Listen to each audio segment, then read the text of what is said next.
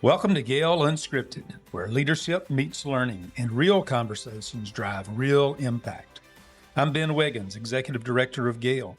Join us as we go beyond the headlines with Georgia's top education leaders. Let's elevate the conversation.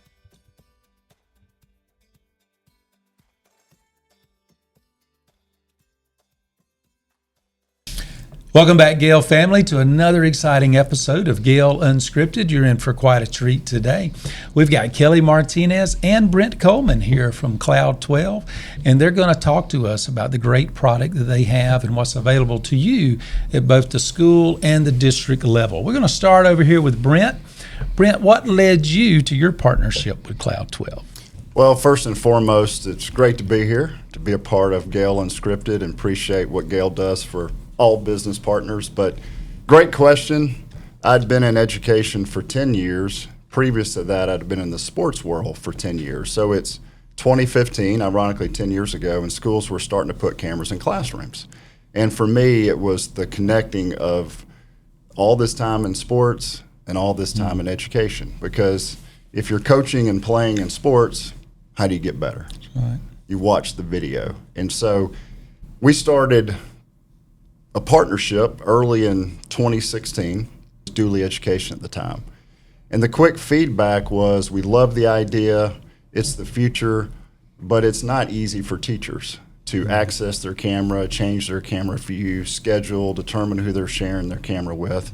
And Kloud-12 was launched in 2016. So we acquired it at Dooley Education. And since that time, now over the last 10 years, we've been able to partner with schools to first and foremost help with safety discipline, because there's a camera in the classroom and there's a big eye in the sky and it doesn't lie, and then the entire professional development. And back before we launched into classroom cameras at that same time, I remember reading some research from Harvard. And Harvard had done a study, it was called Best Foot Forward. It's now Visibly Better. And it was really a rhetorical question: does using video improve the teacher observation process? And emphatically, it was yes. And then Jim Knight, and candidly, I didn't know who Jim Knight was back at the time, but he's obviously an instructional coaching guru. And I remember reading quotes from him. And at the time, he said that a camera to teachers is the new internet. Wow. And you cannot get better without video. Yeah. And that's how it all got started. And 10 years later, it's been very fulfilling to see all the partners and implementations all over Georgia, first and foremost, but literally from coast to coast. Kelly works with all of them. Yeah, you're right. I mean, you give great examples in sports. Coaches and athletes understand that they have to watch the tape so they can critique themselves and see what they've done right, where they need to improve so that they can get better. And it seems like just a natural occurrence that it would move over into the field of education. So, Kelly, tell us what brought you to begin working with Kloud-12. Well, also thank you for having us. It's a pleasure to be here and see your office space, and kind of peek behind the curtain for all the wonderfulness that you create for Georgia educators. So it's an honor to be here. A little bit about me: I've been in education now for over 20 years. So I started as a classroom teacher. Sorry, I don't know if And remind us, what did you teach? I taught middle school math. Middle school math. So there's a lot of principals out there right now that are emailing you a job offer right now. I do get asked that question a lot. And actually, my time started with Teach for America. And so a lot of my first 2 years of teaching were really built around coaching. And they used a lot of video, and we had monthly coaches into our classroom. And so I really took that culture of coaching with me when I moved to Virginia. I stayed in alternative education, so students who had been removed from the mainstream classroom. And I really was presented with a student at one point who I just was really struggling to be able to meet his needs, and I couldn't understand what his needs were. And so I reverted back to what I knew. I pulled out my camera, and we had started recording a little bit just to kind of see what was going on in the classroom. And it was amazing what insights it gave me into his behavior. Student behavior is often a sign or symptom of something that they're, conveying. And so by doing that, by looking at him on video, I was really able to change how I supported, just saw some nuances, some different things. And so that really turned me on to a different way of being able to use those cameras. So really continued on with that journey through teaching, and I came connected to Kloud-12 because I saw the value of what video was doing. So I've been at Kloud-12 now over 5 years, and really trying to help other teachers who, understand that video can be a powerful tool, and I think Kloud-12 really aligns those two things of supporting teachers. I really see that support. And so I think it's just really important that they have people who've been in education, who've sat in the classroom, who are sitting on the other side of the table still supporting the work that they're doing. Yeah, that's a great point. I just had a flashback to when my daughter, she's our youngest, was in whatever elementary grade it was, but they were multiplying fractions, and believe it or not, I couldn't remember how to do that. And luckily, YouTube had come around by that point, so I could pull it up on YouTube. But I just thought of the power of not only teachers being able to watch their craft of teaching, but what a powerful tool it could be if students could watch the teacher giving examples of how to work out a math problem. I think of all the times I went home as a middle school math student, and even if I paid attention in class, something did not carry over when I got home to do those problems at night. And what an advantage it would have been if I could have had a video to watch that teacher going through those steps. But that would be a great thing. Both of you, this is a question for both of you. Why should a school district invest in Kloud-12? A lot of reasons, but if you let's take summer GAEL, there's probably 1,500 attendees, right? And you said, okay, what are the absolute two most important things for you all, whether you're superintendent, assistant superintendent, principal, AP, they all got together, they'd come back and say, you know what, it's the safety of our students and it's instruction. And what is so powerful about Kloud-12 and implementation is you can move the needle in both directions. Yeah. And to be candid, the only reason we're not in every school district is some districts see it as a want to or a wish instead of a must. And I think we've had some success, a lot of it, but we still need to have more success for them realizing that this is a must and not a nice to have, because you're moving that needle for safety, discipline, and then you're helping your teachers become better teachers. They become better teachers, you have better student outcomes. Great point. I don't know if you got anything to add to that or not, Kelly. No, that's a great point. I think the single most important thing in a classroom is the teacher. It's the quality of the teacher. And I think sometimes we put too many bells and whistles in the classroom. And at the end of the day, it's just getting back to our instructional roots. And the only way we can do that is by reflecting and watching that back. I think as teachers, we always want to say to our students, we need you to have a growth mindset. And the only way our students are going to emulate that is if we ourselves also have that growth mindset. I would even talk about it to my students, saying, oh my gosh, I watched this video back and I realized I didn't give you an example with fractions. And so I think when you do that, you are really investing in your personnel, because you want them to get better. They are investing in skills and traits that they can take with them. It's not here's another tool, here's another website to use, here's another book, because we can put all of those things in our classroom every day, but at the end of the day, it is that qualified teacher that is going to make the difference for our students. Great point. One thing I'll add, Ben, for people that may not be familiar with Kloud-12 is this is a camera that's installed on the ceiling, usually front center of the classroom, and the teacher has the ability to set up recurring videos that matches their day. So it's out of sight, out of mind. Obviously, there's a lot of ways you could video. You get out your phone, you can get out your iPad, but we make it seamless, easy. And then those videos will upload into their Google Drive or OneDrive, and then they can easily access it when they need to. And who controls all of that, Brent? Ultimately, it's up to the district, but typically it's teacher-driven in the Kloud-12 side of things. So they're deciding when they record, and then ultimately they decide if they're going to invite someone into their room. I'm a teacher, and we have Kloud-12, and I decide I'm going to video a lesson in my first period block on how to do the steps of a math problem, and I'm not happy with it. I don't like the way it happened, or little Johnny said something funny or inappropriate, so I don't want to use that video. I can just redo it in second period, right, until I get it right. And even if the whole day went and just each class period I wasn't happy with the video, I could do it after school hours, after the kids were gone. I could still do the video where I wouldn't be interrupted. But I think the important part is that the teacher is in control of that and who sees it. Well, talk to our listeners. Some of them are hearing about this maybe for the first time, and they're thinking, I don't know, classroom cameras, that sounds a little intrusive. Tell us about what Kloud-12 does to help those school districts and schools understand the balance between accountability and trust. Who wants that one? Yeah, I'll take that one. I think that's a great question, and it's a real concern. And, I think the way that we address that is we help districts, define their purpose of why they're putting in the cameras, a real clear purpose that they can share with those teachers. And then being upfront and honest. And what we do is we actually sit down with our districts and we create clear policy. And that can be really district-led around their needs and how they want to support their teachers. But then being very transparent around that policy. There's no, if someone has access, that is going to be known. And so really kind of making sure that teachers understand that why, again, leading with that why, and then really making sure that the rest of that is transparent and that you can be open and have those conversations.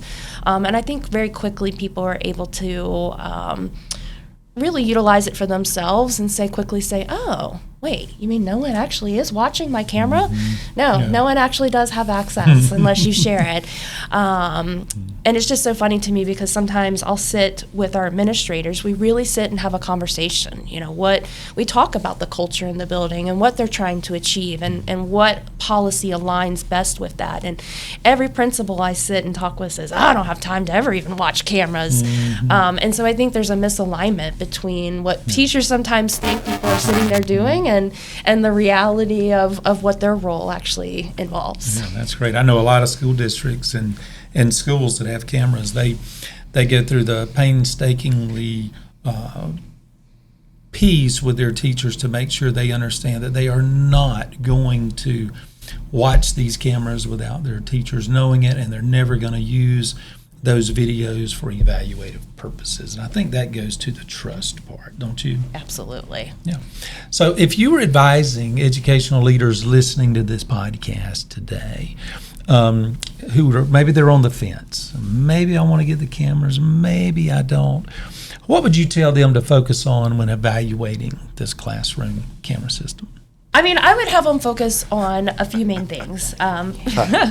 First is the clarity of purpose, right? If the clarity of purpose is instructional, really evaluating a tool that's going to meet those instructional needs. And second thing I would say is ease of use, right? Our teachers want something that's really easy. It's not just one more thing. Again, I've sat in those faculty meetings where they've introduced and I'm like, oh, it could have been the greatest tool in the world, but if it's not easy to use, teachers aren't going to adopt it, right? And then I think the third thing is partnership. A lot of what Kloud-12 does is bringing on former educators to really be able to support not only the teachers, but the building administrators, right? Defining out some SMART goals that we can help walk alongside these districts to meet those needs. Certainly it's easy. We could put in a camera and walk away, but, I'm still waking up every day because I care deeply about education. And I think it's important to partner with companies who want those same outcomes genuinely for their students. And so I think that partnership piece, having a customer success team, people who are, really, again, getting to know your district, your building, and your teachers is a really valuable asset in being able to roll this tool out. Yeah. Great. And we do call this GAEL unscripted because it is not scripted out. And so at this point, we got a live studio audience with us today. That's unusual for us as well. They couldn't we got stay people away. here, they couldn't wait for the podcast. They wanted to come see it in person. But for the first time, we have some questions that the guests are going to ask me. So I think Brent has a question or two that he's going to ask me at this point. We're turning around on you. That's so right. You were superintendent in There you go. Colquitt County. a Moultrie boy. Yeah. And when you were there, one of your big initiatives was a Kloud-12 classroom camera, district-wide. What led you to that decision? You know, originally, in my first thought was for safety. I wanted it, there was such a push, and this was before Uvalde, Texas happened. This was a few months before that when our board approved the purchase of the Kloud-12 cameras. But it was initially all about safety, having eyes on that classroom just in case something were to happen. And then me thinking that it would be a deterrent for our students for bad behavior, knowing that there was a camera in the classroom, just giving them an extra reason to do the right thing and to protect our teachers. What was amazing as we went through that process was to see how our principals and academic coaches and teachers began to use that for instructional purposes.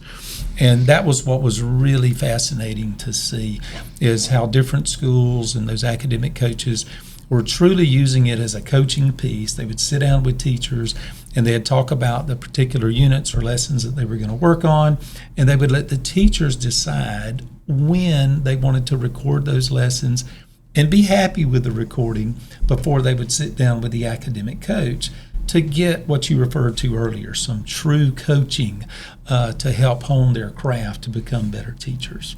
Could you also share how you rolled it out? I mean, we've already talked about that misperception. So, and we hear it from superintendents, oh, I don't want to make any of my teachers mad. We know it's a teacher shortage. You don't want to alienate any teachers. So please share with the audience of how your implementation was rolled out and how you got that buy-in. Yeah. Well, luckily I worked with some really smart people, and they helped me think of some strategic ways to do this. And what we knew we couldn't do is say, hey, the superintendent's come up with this really great idea, because that may not have worked very well. We didn't want to say the district office wants to do this. So what we did first is we talked to the administrators, the principals, just to kind of let them know what was out there and available. And of course, principals loved it because they were thinking about the discipline issues that hopefully they could avoid. But then what we did that I thought was pretty smart, and again, I had some really smart people that worked with me that came up with this plan. But they said, let's get some influential teachers from each school to come in and hear from the Kloud-12 professionals. And y'all came down and you gave a presentation. And those teachers, and when I say influencers, it didn't matter if they were positive or negative, but they were the people in that building that we knew that the other teachers would go to for questions and answers. And we allowed them to hear the presentation and for them to ask questions of you all. And that's what really built the support and the go-ahead that, hey, our district wants to do this. I think they were really intrigued when Kloud-12 shared about the possibility of these cameras helping to protect teachers over some false accusations and some things like that. There were all kind of little nuanced questions, specifics like privacy issues. We had teachers that would, maybe recently had a baby and they needed to do the breast pump during their planning period. And so y'all were able to answer all of those questions and alleviate all of those fears. But that's how we did it. Rather than coming from the top down, we allowed it to come from the bottom up. And you think about those ways that we can help support teachers. I literally just came from a meeting with a superintendent, and he shared, and we've heard this countless times, he had a teacher, when he was a high school principal, be accused of touching a female student inappropriately. And guess what the camera showed? That he was completely innocent. Yeah. And so he shared, without the camera, we likely fire that teacher, and he likely has felony charges. Yeah. And it's like, wow. Yeah.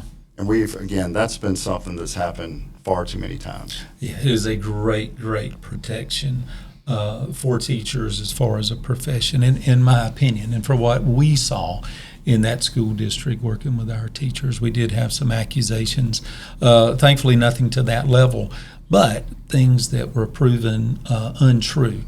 And the little saying, the big eye in the sky does not lie. That's from your Samford quarterback days. That's right. That's the old football days. But there's something that is just very assuring for those teachers' minds to know that they were going to be protected from some false accusations for sure. Do you have any other stories of, maybe outside of that safety that it benefited your school district? Yeah, of course. Like I said, I mentioned Uvalde, Texas, and boy, what an advantage that would have been if they would have had classrooms cameras inside of that classroom. But one example I can think of, we had a young lady, a student that suffers from seizures, and she had a seizure in one of her classrooms. Of course, the nurse and medical team, everybody gets there. They get her to the hospital. But the doctor was really, really concerned and wanted to know if she hit her head while she was having this seizure when she fell. And of course, the parent didn't know. There was no way, I don't know. But the parent remembered there in the emergency room that the school district had cameras. And she told the doctor, she said, you know what? Our schools all have cameras. And that mom called the school. The school immediately got on the camera. They looked. They sent the video to the hospital, to that doctor, and the doctor could see immediately that she did not fall and hit her head, and so they could alleviate those fears. So that's just one example right there off the top of my head that was really, really important in that student's decision. And you think about all the medical issues that could help solve. When it comes to discipline issues, I mean, those cameras are great for finding out, what exactly happened in those classrooms and what didn't happen. Sometimes in some middle school classrooms, maybe while the teachers turned around on the board showing a math problem, some students may do some things that maybe they shouldn't do. And what our teachers found in that district was this was a valuable tool. They could go to the principal and say, hey, would you check on my second period class? I think there may be something going on when I've turned around and I'm talking, but I'm not quite sure. And so it was the teachers coming to the principals to get help with those discipline issues. But we made it a strong point to make sure our teachers knew we were not going to be watching those videos. Number one, like Kelly said, we didn't have time to do that. But you have to build that trust with your teachers so that they know that and that you're sincere with that. But that's just one example off the top of my head, medical, like that. Well, this next question is for Kelly. From your perspective, what separates districts that successfully implement the modern technology like Kloud-12 versus those who don't maximize that value? I think it's the planning, again, going clearly defining what it is and having a proactive plan that is going to make sure that you're being a good steward with those funds and that you're utilizing this tool that you've invested in. Districts that I think that don't maximize that value, it's because, they didn't really emphasize and set goals for what that usage is. And also bringing in the building administrators, bringing in multiple stakeholders to that conversation. There's a lot of people who are kind of sitting in their individual buckets, and this is a great way to be able to bring them together. An instructional coach that maybe oversees a few different campuses, that really then amplifies the amount of work that they're able to do. And so being able to utilize that is really, I think, a great way to be able to maximize that value. Work smarter, not harder. That's great. You asked me to think of some examples, and just my brain, I remembered another one. Like I said, this is GAEL Unscripted, but we, like all school districts now for the most part, had lockdown drills. And one of the things we wanted to do was include both our local police department and local sheriff's office, not only being on the property when we had our lockdown drills with the SROs, but to utilize our camera system. So, of course, we had our regular security cameras that show all the hallways and the exterior of the building, but now we had actual classroom cameras. So what we could do during the lockdown is different members of law enforcement during the lockdown drill, they could walk around, and as far as the local police and sheriff's IT departments were concerned, they could kind of be the bad person that they were tracking. And so they had access into our camera system that we would have to grant and give in the event of an emergency. But that's another huge advantage, like I say, not just from the hallways and those common areas, but once they get behind those classroom doors. This was another great one. All right, Kelly, you get another question here. 2 years ago, Kloud-12 launched a modern IP-based bells, paging, and intercom system called More Voice Unity. Obviously, all schools have a need for intercom and have some type of bell schedule. Why Kloud-12's More Voice Unity? I think one of the things that's really exciting about this product is that it is explicitly for K-12 schools. And it is our own product that we have developed, that we design, and so really thoughtful around what problems are schools trying to solve. It's more than a bell system. It is an emergency communication system. And so, being able to utilize that in a way, and also with the partnerships we partner and work really closely with is Syntegix. And I think this is something that I know a lot of our GAEL partners have utilized and really seen a lot of value from their Syntegix partnership. And so we really work closely with them to be able to integrate in some really unique ways that, again, going back to your last question of maximizing value, something that people have already invested in. And so there's a few different ways, and actually one of which is going back to the cameras. We actually just finished our Syntegix integration. So now when a crisis alert or staff alert, it is going to, for the list of responders, they're going to be able to have that direct, immediate access to that camera to be able to see what's going on in that classroom. In a whole school lockdown drill, they're also going to be able to see everything that's going on in that classroom. And so all of that is going, is set up, now it's integrated. And something else that's really cool is our system is designed in a way that it's always checking that integration. One of the things that, sometimes you can set technology up and you forget about it, but sometimes things break in technology. And so being aware of that and really making sure proactively that those investments are talking, that they're working effectively. And again, through the lens of the way we view it is this is an emergency critical communication.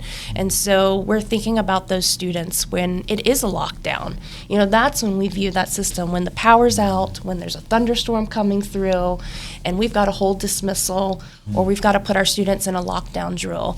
Ensuring and having that peace of mind that you're going to be able to communicate with everyone on your campus. Wow. So what I'm hearing is you've worked with Syntegix closely, and now you have the capability as soon as, let's say it's an emergency, a medical situation in a classroom, a student having a seizure, that now the school personnel have the access to that camera and the Syntegix system, just kind of speak to one another, and that administrator and or school nurse, they're able to see exactly what's going on in that classroom right then. Wow. Yeah. And that's something for me, forgive me, Kelly, but we talked about the front end of Dooley Education and launching into classroom cameras, and Syntegix and Kloud-12 both evolved out of Dooley Education. So we were once one company, and both just were growing too fast. It made sense for them to have their own leadership, but I've been involved with both from the beginning. So having this integration is something just gets me excited, because we've been working on it for a while. And I guess the one thing for me on the Syntegix side, and putting on my Syntegix hat, is when you have the worst case scenario and you have a campus-wide lockdown, on Syntegix you have lights flashing, you have network devices that have a message, but that intercom piece is very, very important. And there are more schools in Georgia than there should be that have a very antiquated intercom system. And I think I challenge building leaders and district leaders to think of intercom first and foremost as your almost number one part of your safety plan. Because you'll hear, well, that school, let's just take Colquitt. And I'm not going to pick on Colquitt, but I guess I will. You were superintendent there, but it's common in a district that size to say, well, our intercoms are varied by age, which is normal, but we've got this one school, we put an intercom in there in 1982 when they built the school, and it's still there. Well, still working. Hey, we need to get a new one in there. Because that needs to be a big part of your safety plan, and that's what we challenge districts, and we need to make sure that integration is seamless. And because of that partnership between Kloud-12 and Syntegix, we want to make it is seamless when you have both. Wow, that's impressive. I didn't know that they were the two systems were talking, and you could get those instant video feeds like that. That's a game changer. And actually, even on the intercom side, when there is a Centegix alert, it's going to actually record the audio transmissions to the office. And post-event, you get a transcript along with a AI-generated summary post-event analysis. So as you're looking at evaluating, did we follow our safety plan? Were these things, that we're supposed to do, were they actually done? So it gives us a little bit more insight into what's going on in the building and those emergencies as well, too. Wow. So going back to the intercom system, what are some misconceptions school leaders might have about intercom systems? You mentioned, it was put in 82, but it still works. What do we really need an intercom other than, hey, we're doing this month's fire drill, please report to your location. So maybe what are some of those misconceptions about intercom systems that school leaders might have? I think it's what I alluded to a while ago, is not thinking of it as enough as a safety tool.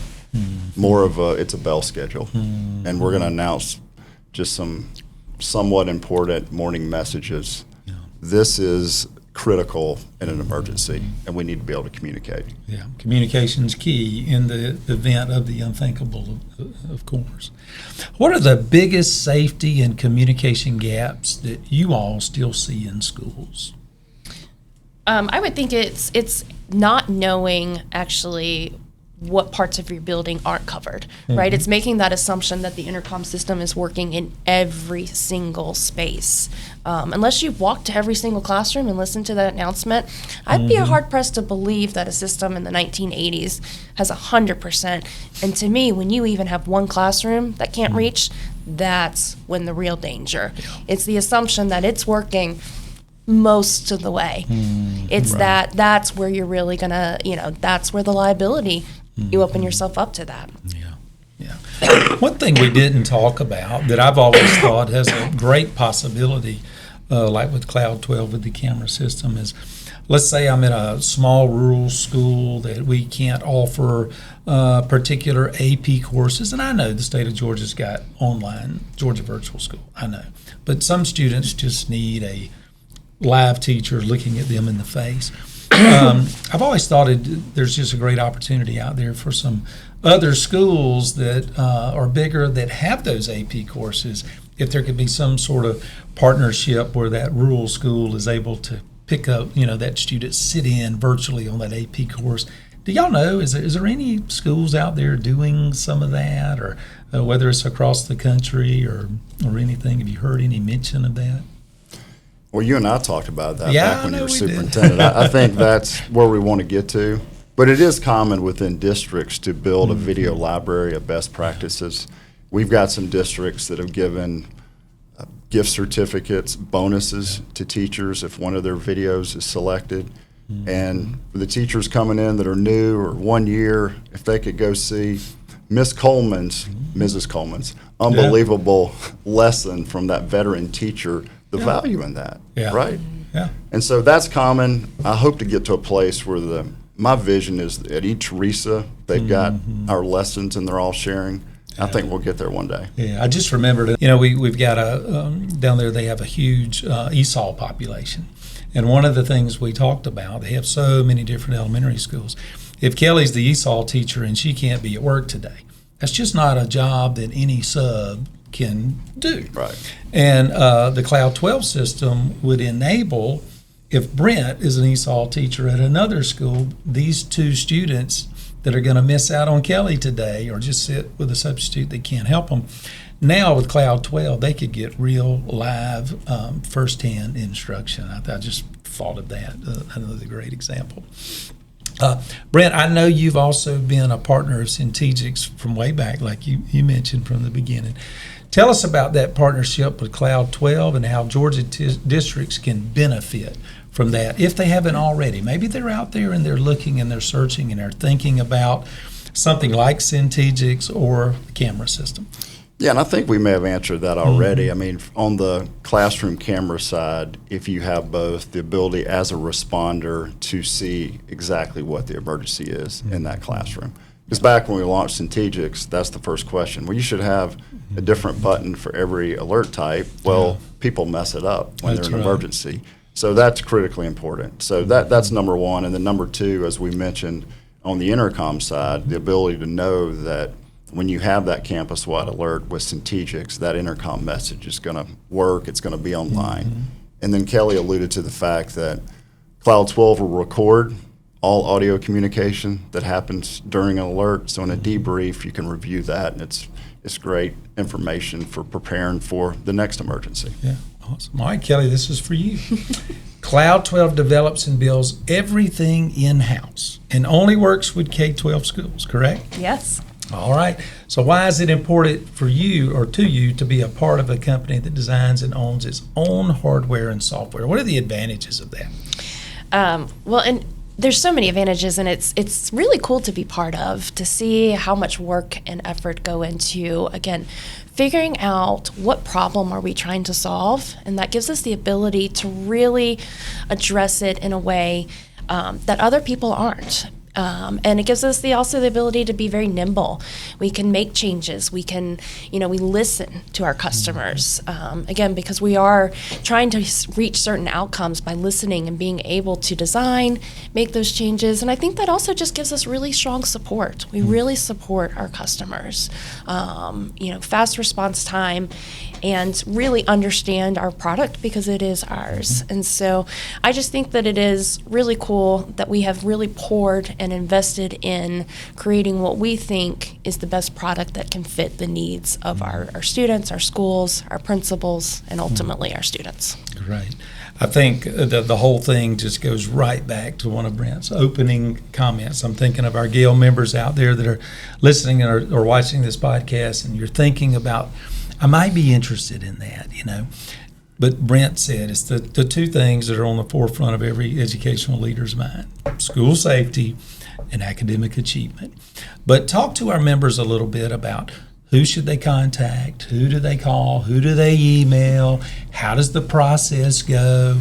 If I call Kelly, what is the timeline? Just talk through that process of how that goes from that first interaction, they give you a call or an email, leading up to the decision that they make. From a timeline of implementation, usually about 3 months or so. So if you're thinking about best strategy, best use of dollars as you plan through that new budget, is now too late to be ready for back to school? No. I would say typically it's about 90 days from, hey, we're making a purchase, we're sending the order until we're launching and going live with Kloud-12 in the classrooms. But if they call Kelly or call you and they say, we want you to come down and talk we'll to come our see you. teachers. More than glad to. Perfect. I mean, our favorite part of this job, truly for me, is going into the school districts, going into the small towns, and then you find the meat and three, or you find the barbecue, and that just adds to it. That's right. Well, are there any parting words you'd like to tell our GAEL members about Kloud-12, whether it's the intercom or camera system, before we wrap up this episode? Go ahead, Kelly. Well, I was just going to share, it's been, I think, such a valuable partnership and something, we really look forward each year to the GAEL conferences. We actually are going to have at the Winter GAEL, our side of the house that is our customer success, that is our former educators. So a lot of our administrators are going to be able to get to talk and meet with the person who helps plan those goals. So really suggest stopping by the booth at GAEL, having a conversation, whether this is something you're exploring and talking about, diving into what need are you trying to solve, how can we support that, or if you're already one of our customers, reach out so that we can talk about what are your continued goals, what does 26 look like for you, and we can help you achieve those. What does that look like from both safety, instructional perspective. So stop by Winter GAEL, make sure you say hi to our team. I won't be there, but the people who are serving Georgia and really supporting our educators will. Perfect. Brent, any last And I'll words? just end. Jim Knight, we talked about him on the front end, and I just know he was the keynote at GASIS. So when you're thinking about the instructional coaching gurus in today's world, he floats to the top, right? But if you look him up and you analyze his opinion, we cannot get better unless we see how people see us. Yeah. And video allows us to do that. Yeah. And it really is back to the coach. Yep. I mean, every high school coach in Georgia uses video to win games. That's right. So every instructional coach, principal, superintendent said use video to improve instruction. Yeah. And that's would be my parting words. And Yeah. it's great to be with you and just appreciate all you do and love all the GAEL people, especially Oh, Ivy thank over you. here. There you go. Well, thank you for coming, Brent and Kelly. Thank you for your great partnership with GAEL. We love you and appreciate you. And if you're an administrator out there and you've listened to this and this has piqued your interest, school safety and academic achievement, it serves both of those purposes, and it gives your teachers a tool that they may not currently have to be able to watch themselves on video, to continue to hone their craft, to get better at teaching, which is only going to make the academic achievement go up. So thank you again for coming. Thank you, GAEL family, for joining another episode of GAEL Unscripted.